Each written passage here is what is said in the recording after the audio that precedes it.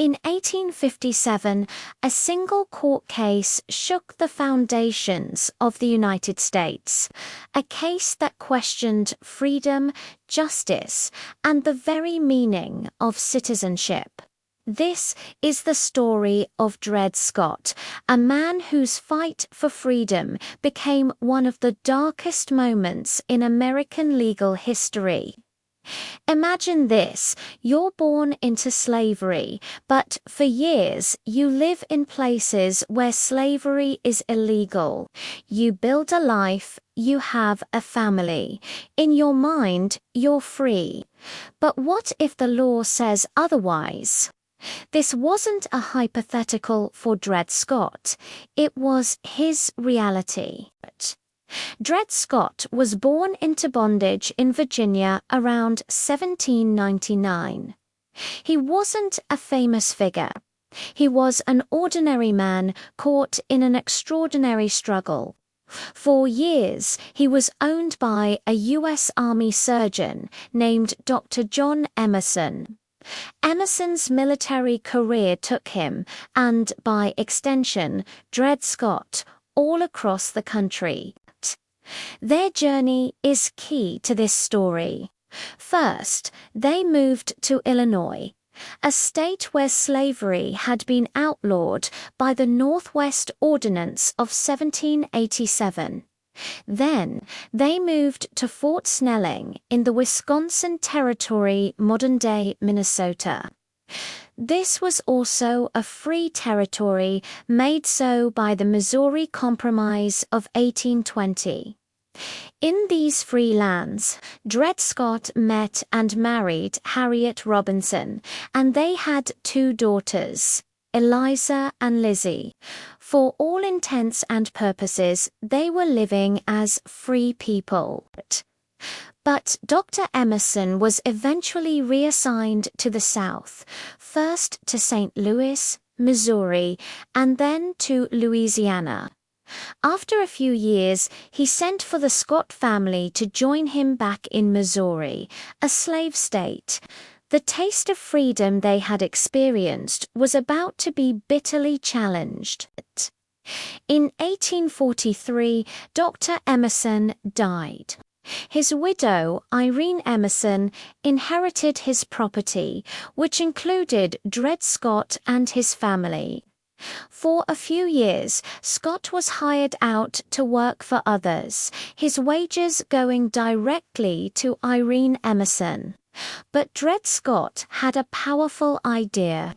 He believed his time living on free soil had legally made him, and by extension his family, free citizens.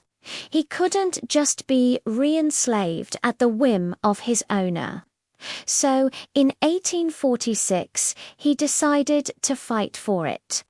He tried to purchase his freedom from Irene Emerson for $300, a significant sum at the time. She refused. With no other option, Dred and Harriet Scott filed separate lawsuits in the Missouri state courts. Their legal argument was simple but profound: once free, always free. Since they had resided for years in a free state and a free territory, they argued their status as slaves had been permanently terminated. This wasn't a radical idea. Many previous cases in Missouri, known as freedom suits, had been successful on similar grounds. The Scotts had every reason to be hopeful. The first trial, in 1847, was a disaster. They lost on a technicality. They couldn't prove they were legally owned by Irene Emerson at the time of the suit. It was a frustrating setback, but they didn't give up. They appealed and were granted a retrial. In 1850, a St. Louis jury finally heard the merits of their case, and this time they won. The court agreed with decades of precedent. Their residence in free territories had made them free. It was a monumental victory. For 2 years, Dred Scott and his family were legally considered free. But their fight was far from over. Irene Emerson, not willing to accept the verdict, appealed to the Missouri Supreme Court. And here, the political climate of the 1850s begins to cast a long, dark shadow over the case. The nation was a tinderbox of tension over slavery. The compromises that had held the country together were starting to fray. In 1852, the Missouri Supreme Court, in a politically charged decision, reversed the lower court's ruling. In a shocking break from its own long-standing precedents, the court declared, "Times now are not as they were when the former decisions on this subject were made." Essentially, the court was saying that Missouri would no longer respect the laws of free states when it came to slavery. The political winds had shifted, and the Scots were caught in the storm. They were once again legally enslaved.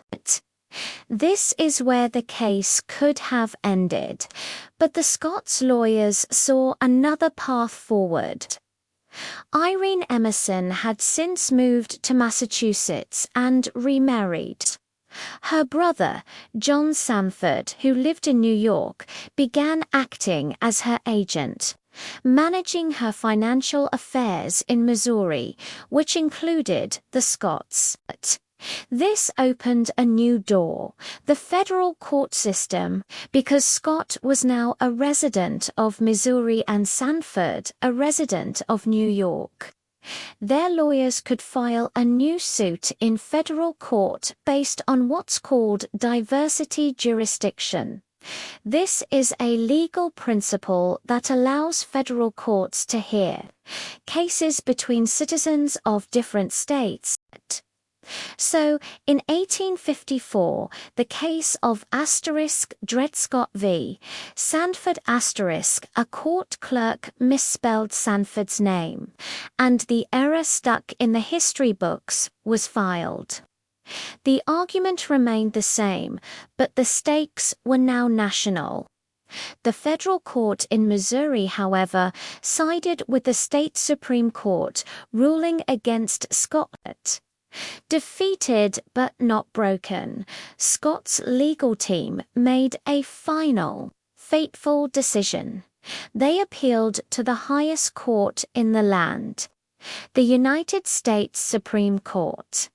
The case was no longer just about one family's freedom. It had become a battleground for the very soul of the nation. Questions that Congress had tried to dodge for decades were now being forced upon the 9 justices of the Supreme Court. Was a black person a citizen of the United States with the right to sue in federal court? Did Congress have the power to ban slavery in the federal territories? On March 6, 1857, Chief Justice Roger B. Taney delivered the majority opinion. The decision was devastating. It is considered by many to be the single worst decision in the Supreme Court's history. First, the court ruled that people of African descent, whether enslaved or free, could never be citizens of the United States. Taney wrote, with chilling words, that at the time the Constitution was written, black people were regarded as beings of an inferior order, and had no rights which the white man was bound to respect, because Scott was not a citizen. The court said he had no right to file a lawsuit in federal court in the first place. The case should have been dismissed. But Taney didn't stop there. He went on to address the broader question of slavery in the territories. The court declared that the Missouri Compromise of 1820, which had banned slavery in Northern territories for over 30 years, was unconstitutional. The court argued that slaves were private property, and under the Fifth Amendment, Congress could not deprive a person of their property without due process of law. Therefore, Congress had no power to ban slavery in any federal territory. The ruling was a bombshell. It invalidated the main platform of the newly formed Republican Party, which was dedicated to stopping the expansion of slavery. It effectively meant that slavery could now, in theory, expand anywhere in the American West. For abolitionists and anti-slavery advocates in the North, the decision was a moral and legal outrage. It seemed to confirm their worst fears that a pro-slavery conspiracy, what they called the slave power, had taken control of the federal government. For Southerners, it was a massive victory. The nation's highest court had just validated their core arguments about property rights and the expansion of slavery. But this victory would be short-lived. Instead of settling the issue of slavery, as Chief Justice Taney had hoped, the Dred Scott decision poured gasoline on an already raging fire. It shattered any remaining hope for a political compromise and pushed the North and South further apart, making the path to civil war seem almost inevitable. And what became of Dred Scott and his family? Ironically, shortly after the Supreme Court decision, they were finally granted their freedom. After Irene Emerson's husband died, she transferred ownership of the Scotts back to the Blow family, the family of Dred Scott's original owner. The Blows, who had helped finance Scott's legal battles for years, officially emancipated him and his family on May 26, 1857, after a decade-long legal fight that reached the highest court in the nation. Dred Scott was finally a free man. But he didn't get to enjoy his freedom for long. He worked as a porter in a St. Louis hotel for about a year and a half before he died of tuberculosis in September 1858. Dred Scott's story is a profound tragedy.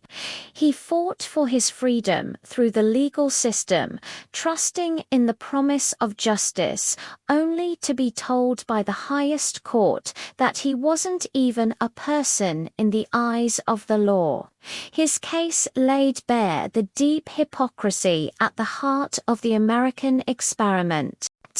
But his struggle was not in vain. The outrageousness of the Dred Scott decision galvanized the anti-slavery movement like never before. It fueled the rise of Abraham Lincoln and the Republican Party, and was a central topic in the famous Lincoln-Douglas debates. Less than 4 years after the decision, the nation would be plunged into the Civil War. After the war, the 13th and 14th Amendments to the Constitution were passed. The 13th Amendment abolished slavery, and the 14th overturned the Dred Scott decision by granting citizenship to all persons born or naturalized in the United States, and guaranteeing all citizens equal protection of the laws. The story of Dred Scott is a powerful reminder of how the fight for justice is often a long and arduous journey, filled with setbacks and heartbreak. It shows us that laws and court decisions can be deeply flawed and morally wrong, But it also shows that the struggle for freedom and human dignity, even when it fails in the short term, can ignite a fire that ultimately reshapes a nation. Thank you so much for joining me on this deep dive into a critical moment in American history. If you found this story compelling, please hit that like button and subscribe for more content that explores the past to better understand our present. Let me know your thoughts on the Dred Scott case in the comments below. See you in the next video.